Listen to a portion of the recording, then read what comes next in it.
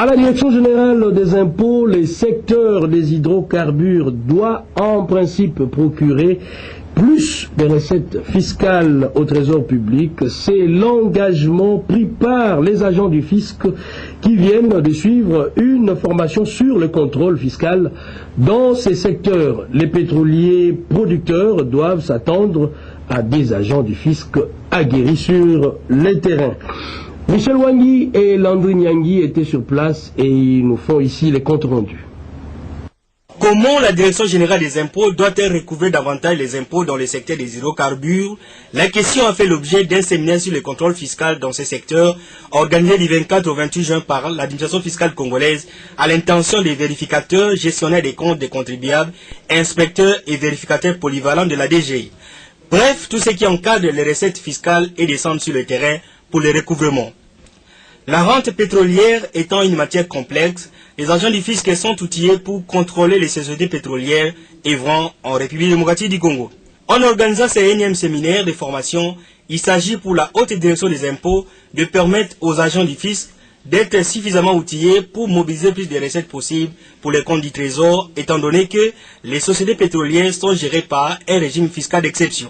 Les enseignements ont été assurés par un délégué de la Direction générale des finances de la France, venu expressément pour relever le niveau des agents du fisc congolais dans leur contrôle fiscal dans le secteur des hydrocarbures. Le directeur général des impôts Dieudonné Lokadimoga, qui avait à ses côtés les conseillers du ministre délégué aux finances, ne doute pas un seul instant des retombées de ces séminaires dans la mobilisation des recettes de l'État, car le secteur pétrolier est générateur des recettes fiscales.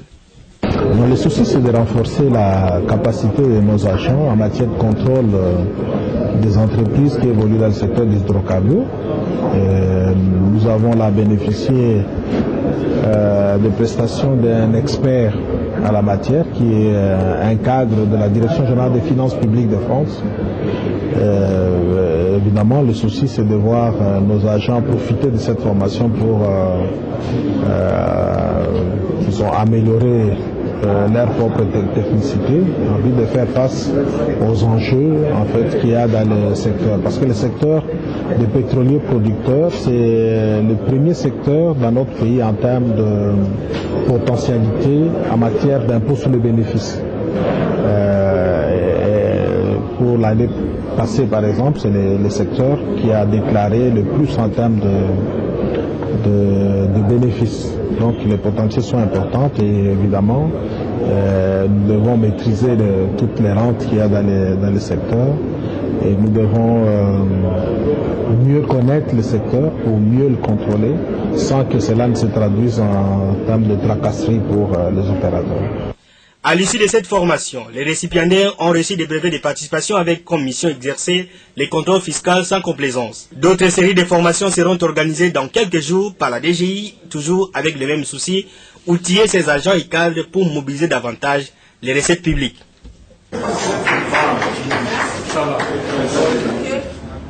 Les problèmes de collecte de la taxe sur la valeur ajoutée dans les entreprises commerciales et des distributions se posent avec acuité. Pendant plus ou moins une semaine, les agents et cadres de l'administration fiscale ont été formés sur le contrôle de la TVA, un séminaire sur la méthode de contrôle fiscal de la TVA dans les entreprises commerciales et des distributions était organisé par la haute hiérarchie des impôts au lycée Chaoumba.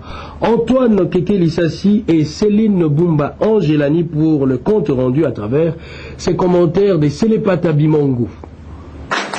L'administration fiscale est décidée à lutter efficacement contre la fraude et l'évasion fiscale en matière de la taxe sur la valeur ajoutée, la TVA.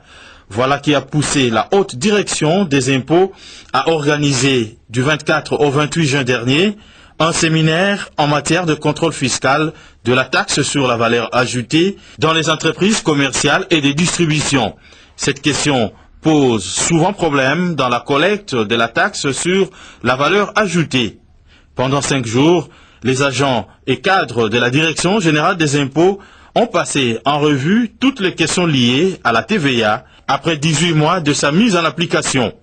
2 formateurs et experts, Henri Tavartes et René Ossa, donnent ici les objectifs de cette formation. L'important, c'est est-ce que dans 1 mois, 2 mois, 3 mois, Les contribuables que vous aurez vérifiés déposaient des déclarations de TVA avec plus de TVA à payer, des déclarations d'acompte de bénéfices avec plus d'acompte de bénéfices. Et lorsqu'ils déposeront leur déclaration de bénéfices l'an prochain, est-ce qu'il y aura plus de bénéfices déclarés? Et c'est ça qui est l'enjeu. Avant de procéder à la clôture solennelle du séminaire, le patron des impôts, Dieudonné Lokadimoga, a formulé quelques recommandations à l'endroit des séminaristes. Nous osons croire que les apprenants ont dû retenir la leçon et qu'ils devront la mettre en pratique pour que nous puissions améliorer sensiblement les rendements de la TVA dans notre pays. Les récipiendaires, de leur côté, n'ont pas caché leur satisfaction au sujet des matières apprises durant le séminaire. Oui, en peu de temps, on a pris vraiment l'essentiel. Maintenant, on va changer notre manière d'aborder les contrôles. Je pense que cette fois-ci, on va faire la performance. Nous avons appris des techniques qui nous permettront de faire ces contrôles avec beaucoup plus d'efficacité, avec beaucoup plus de moyens. L'espoir étant de mise, avec toutes ces séries de formations, l'administration fiscale sera à même de dépasser les assignations budgétaires, voire les doubler. À la Direction générale de douanes et accises, l'actualité reste dominée par la tenue à Kinshasa au Venus Hotel de la session tarifaire de juin 2013. L'on apprend que la cérémonie de clôture interviendra les mardis 2 juillet prochain.